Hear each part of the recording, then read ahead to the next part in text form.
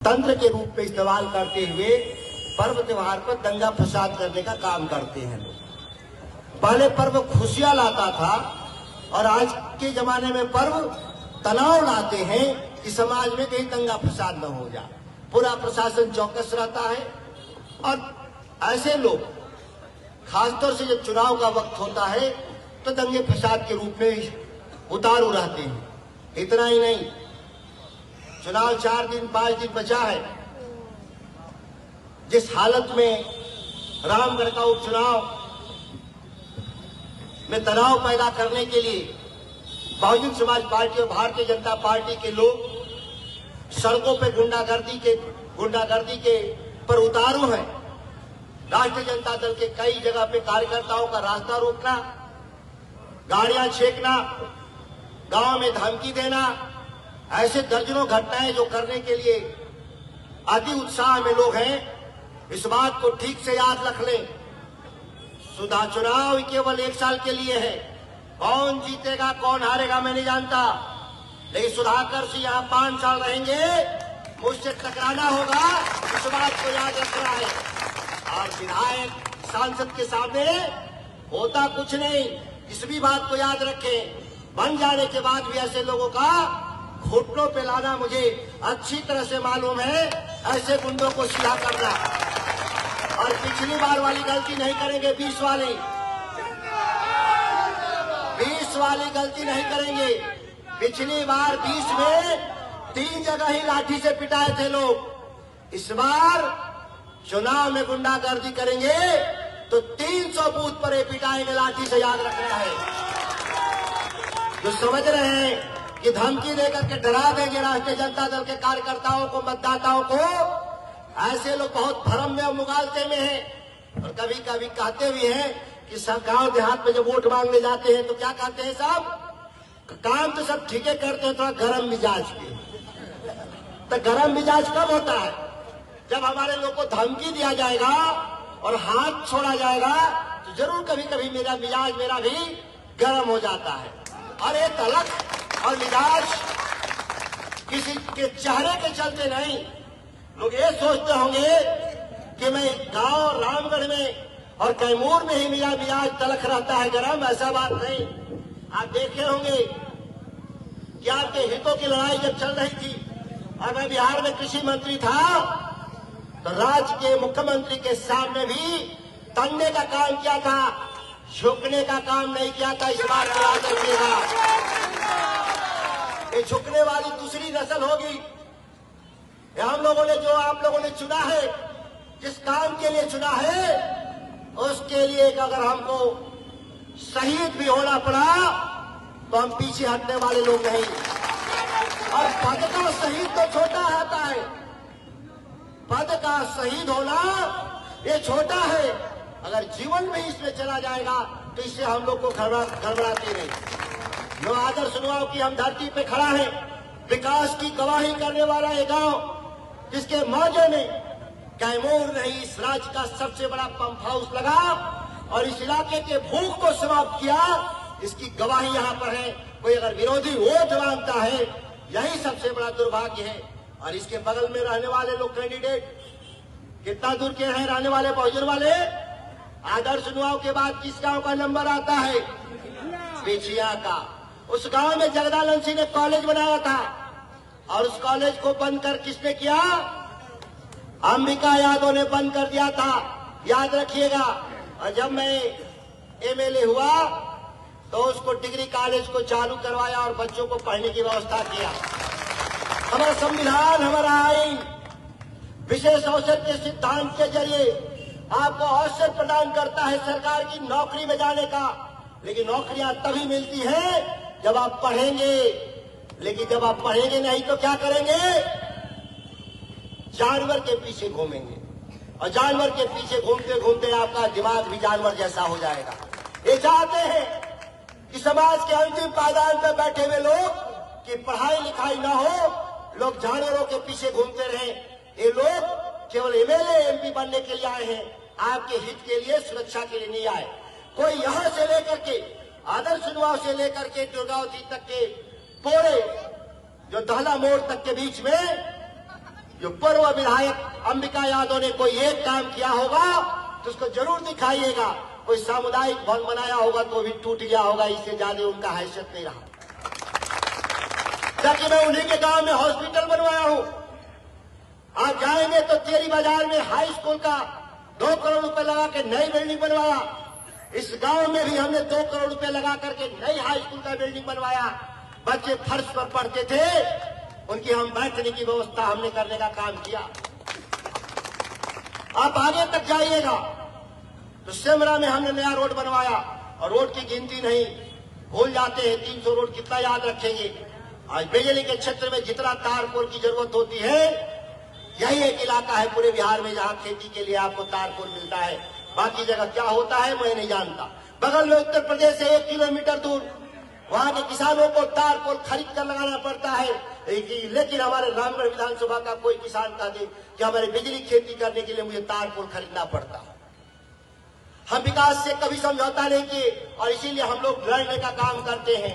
और एक भड़का जुट्टा पार्टी वाले के बारे में, उसके गांव उसका रिश्तेदार लोग है ना, इनके गांव में आपके गांव में रिश्तेदार लोग क्या करते हैं, हमेशा गुंडागर्दी पर उतारू रहते हैं और सोचते हैं कि हम पैसे के बल पर वोट खरीद लेंगे, इस मुगालते को भी इस बार निकाल देंगे। पिछली बार आदर्श चुनाव में हम थोड़े से वोट से हारे थे, विधानसभा लोकसभा में मैं जीता था, सभी को बधाई है। इस बार विधानसभा में उपचुनाव में अजीत यहां से चुनाव जीतेंगे, ये आप गारंटी हम लोग आपके बल पर ले रहे हैं। और आपके पंचायत में जो सबसे बड़ा पंचायत है मसौढ़ा पंचायत, इस पंचायत में भी चुनाव जीत कर दिखाएंगे। जो लगेश मुगालते में है कि राष्ट्रीय जनता दल को हम पीछे कर देंगे, ऐसे लोग दिन में सपने देख रहे हैं, रात में नहीं, वो दिन में सपने देख रहे हैं। भारतीय जनता पार्टी का विधायक बना अंबिका जी के बाद अशोक सिंह, तो अपने पूर्ववर्ती नेता मतलब अंबिका जी के राह पर पद चिन्ह पर चलते हुए रामगढ़ का डिग्री कॉलेज लड़कियों का बंद करने का काम किया था। ये बात सही है कि नहीं? और जब विधानसभा में एक बार उसकी पार्टी बोलने का मौका दिया तो उसके ज्ञान का पोल फूटा। इससे पहले जानते थे लोग कि उसके पास असली डिग्री है, क्योंकि कुछ डिग्री में एमए लिखा था, पता चला कि तो फर्जी डिग्री था। जब बिजली को क्यूसेक बोला और पानी को मेगावाट बोला तो उसकी पार्टी के ही लोग उसके बाद दोबारा उसको समय नहीं दिए बोलने के लिए विधानसभा में। इस तरह का चुप्पा विधायक, ये दोनों चुप्पा विधायक आज तक रामगढ़ के इतिहास में नहीं हुआ। मैं जितना दिन सदन में था बिहार विधानसभा में, मैं सदन में बोलता था और सरकार को घुटने पे ला देता था। जिस मंडी कानून के लिए मैंने इस्तीफा दिया था, वो मंडी कानून में नीतीश कुमार चुपचाप 1 महीना पास करने का काम किया। ये होता है ताकत।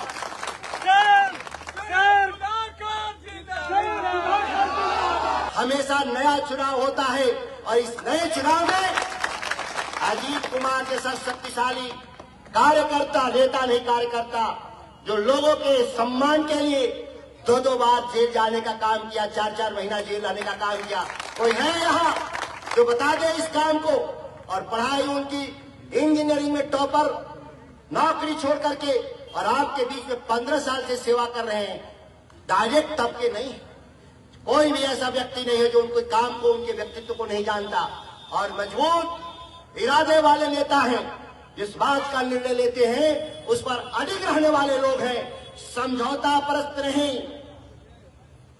ढोलमूल रहने वाले लोग नहीं, जो है वो सामने है, उसको पूरा करने का कसम खाते हैं। दिल्ली में एक और पार्टी घूम रही है, फकौआ पार्टी। जन सेवा से पहले ही जन सुराज बन गया। भाई पहले जन सेवा होता है ना, तब न कोई पार्टी बनती है। वो पहले ही पार्टी बना ली बिना जन सेवा का। जनसेवा पार्टी होना चाहिए। और कहा क्या रहे हैं, हमारी पार्टी ने कहा कि ये भाजपा के बी टीम है, और ये सही बात निकला। कैसे सही निकला? इस देश में कहते हैं कि हमने प्रधानमंत्री बनाया। कौन कहा? प्रशांत किशोर ने कहा, हम नहीं कहते। वो खुद ही मन से भाषण देते हैं कि हम देश के प्रधानमंत्री बनाए, हम 10-10 मुख्यमंत्री बनवाए। भाई एक दंगे के आरोपी थे ना देश के प्रधानमंत्री नरेंद्र मोदी, एक दंगे के आरोपी को आपने क्या किया, प्रधानमंत्री बनवा दिया देश का, नकली भाषण देके। नकली भाषण क्या था, क्या दिलवाया भाषण, इरफान भाई बोल रहे थे, वो कह रहे थे कि 2 करोड़ पक्की सरकारी नौकरी देंगे हर साल। अगर हर साल 2 करोड़ पक्की सरकारी मिली होती तो गांव में खोज के आदमी लाना पड़ता कि कहां से इतनी नौकरी पैदा होती कि खोजने पर भी गांव में आदमी नहीं मिलता। जो आज बेरोजगार बच्चे घूम रहे हैं, अगर इसके लिए कोई दोषी है तो प्रशांत किशोर जैसे झूठा लोग जो झूठ बोलवा करके देश में सत्ता परिवर्तन कर रहे हैं। आज भी वो लिखते हैं अपने विज्ञापन में, हम 10-15 हजार की नौकरी दे देंगे। ये 10-15 हजार की नौकरी क्या होता है भाई, राजमिस्त्री काम करता है तो उसको 500 रुपया मिलता है कि नहीं, 600 मिलता है ना, तो महीने का 18,000 हो जाएगा। तो 18,000 की नौकरी के लिए तो खुद ही उसको बेचारे को मिला है, ये आपकी क्या जरूरत है भाई, वो तो खुद ही काम करके करता है। आप तो सरकार की नौकरी की बात करो, पक्की नौकरी की बात करो। जैसे तेजस्वी यादव ने बात किया, उन्होंने कहा था कि हम 5 साल में 10 लाख देंगे, लेकिन 17 महीना में 5 लाख दिए, और आएंगे तेजस्वी यादव तो 10 लाख फिर देंगे, यह हम लोग का वचन है। नीतीश कुमार के बारे में 2 लाइन बोल दूं, चुकी आ रहे हैं बेचारे, अब आएंगे तो सोचेंगे कि हमारे बारे में लोग भूल रहे हैं क्या, तो नहीं, हम लोग इसीलिए नहीं भूलना चाहते कि आप कुर्सी पर हैं, और जब कुर्सी पर है तो आपके राज में क्या हो रहा है। आजकल के दिन में ये स्मार्ट मीटर लगा रहे हैं, प्रीपेड मीटर गांव में। किसान के पास पैसा कई बार आता है साल में, 2 बार कमाई करके आता है, एक बार धान बेचेगा तब, एक बार गेहूं बेचेगा तब, इनको पैसा चाहिए महीना, तो कैसे होगा भाई। लालू यादव के राज में बिजली भी लगता था, किसी का नहीं लगता था, कोई दे दिया तो जिंदाबाद, और जो नहीं दिया उसका भी भला। तो तेजस्वी यादव ने कहा कि हम सरकार बनाएंगे, 200 यूनिट हम फ्री देंगे, तो मैं कोई बिजली बिल आएगा ही नहीं, और स्मार्ट मीटर का भी हम लोगों ने रुकवा देने का काम किया पूरे बिहार में। और अब क्या कह रहा है नीतीश कुमार, हम क्या 1000 साल से बसे हैं इस देश में, हजारों साल से, जब से सृष्टि है तब से बसे हैं। कह रहा है कागज लाओ, जमीन सर्वे के नाम पे क्या कह रहा है, कागज लाओ, जमीन मेरी, कागज सरकार बनाती है, तो तुम्हारे यहाँ कागज है ही, तो हमसे क्या मांग रहे हो भाई। अगर तुम्हारे यहाँ फट गया तो हमारे घर में भी फट गया, अरे भाई देवता खा गया, आग लग गया, बड़ा भाई हिस्से में बड़ा मालिक था, उसके पास दबा लिया कागज, हुआ है कि नहीं, कहीं चूहा काट लिया, तो फिर कागज किससे मांग रहे हो। और पहले कागज बना दो तो सर्वे कर लो, और जिससे कागज नहीं बन रहा है उससे कभी सर्वे होगा, कभी नहीं। ये लोग कागज के अभाव में जमीन कब्जा करना चाहते हैं नीतीश कुमार, और इन जमीनों को कब्जा करके अडानी अंबानी को देना चाहते हैं। इसीलिए उन्होंने 3 किसी कानून लाने का काम किया था, दूसरा कोई कारण नहीं था। हर गांव में 200-300 एकड़ जमीन बकायदा घोषित करेंगे नीतीश कुमार कागज के अभाव में। और अपने सरकार में जो कागज था, कागज का 3 कॉपी रहता है, एक कागज का कॉपी ब्लॉक में, एक कागज की कॉपी जिला में, और एक कागज की कॉपी पटना गुलजार बाग प्रेस में रहता है। तो तीनों जगह कागज कैसे गायब हुआ नीतीश जी। जब आप ही की पुलिस, आप ही के अधिकारी देखते हैं, तो तीनों जगह से कैसे कागज गायब हुआ। जाहिर है कि आपने जानबूझ के कागज को फड़वा करके और गरीबों के जमीन को कब्जा करना चाहते हैं। ऐसा हमने रद्दी और दुस्साहसी मुख्यमंत्री किसी राज का हम लोगों ने नहीं देखा। और गए थे रावण का पुतला दहन करने के लिए गांधी मैदान में। हर साल दशहरा में प्रधानमंत्री मुख्यमंत्री जाते हैं रावण का पुतला बंद करने के लिए, नकली रावण का, असली रावण नहीं, असली तो इधर ही घूम रहे हैं। तो नीतीश कुमार को कहा धनुष बाण चलाने के लिए, तो नीतीश कुमार पहले दाएं देखे, फिर उन्होंने बाएं देखा, और जब दोनों देख लिया तो उन्होंने धनुष बाण को फेंक दिया। क्यों फेंका लोग कह रहे तुमका दिमाग खराब हो गया। दिमाग खराब है, लेकिन उनका दिमाग उस दिन काम कर रहा था। असली रावण था भाजपा के दोनों मुख्यमंत्री दाएं बाएं खड़ा थे। वो जानते थे कि इनका पथ करना चाहिए, ये नकली रावण के पथ करने से काम नहीं चलने वाला। इसीलिए उन्होंने धनुष बाण को त्याग दिया और तेजस्वी यादव जी को एक तरह से आशीर्वाद दे दिया कि आप लड़ो, आगे बढ़ो, इस रावण के जो नकली हिंदू के रूप में भारतीय जनता पार्टी का वध करो, उनके कंधे पर जिम्मेदारी उन्होंने सौंप दिया। साथियों, ये 4 जगह केवल बिहार में उपचुनाव हो रहा है। सौभाग्य देखिए कि किसी को जमानिया ले जाने के लिए 4 ही आदमी की जरूरत पड़ता है, 4 कंधे। ये बिहार में जो नकली सरकार है, रद्दी सरकार है, ये 4 हमारे जो उपचुनाव है 4 जीतेंगे एमएलए राष्ट्रीय जनता दल और इंडिया गठबंधन के, और भाजपा और नीतीश कुमार की सरकार को कंधा लेके गंगा में पहुंचाने का काम करेंगे। इसी बात का चुनाव है। इसके साथियों सजग रहना, मजबूती से लगना, इस बात को ध्यान रखना, मजबूती से लगना। 4 सीट हमारे एमएलए जीतेंगे और नीतीश कुमार की सरकार को गंगा घाट पहुंचाने के लिए 4 काफी होंगे।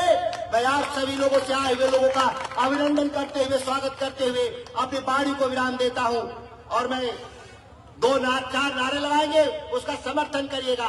तेजस्वी लालू यादव जिंदाबाद, राहुल सोनिया जिंदाबाद, मुकेश सहनी जिंदाबाद, दीपांकर भट्टाचार्य जिंदाबाद, लालटेन छाप जिंदाबाद, भारतीय जनता दल जिंदाबाद, कैसर अली साहब जिंदाबाद।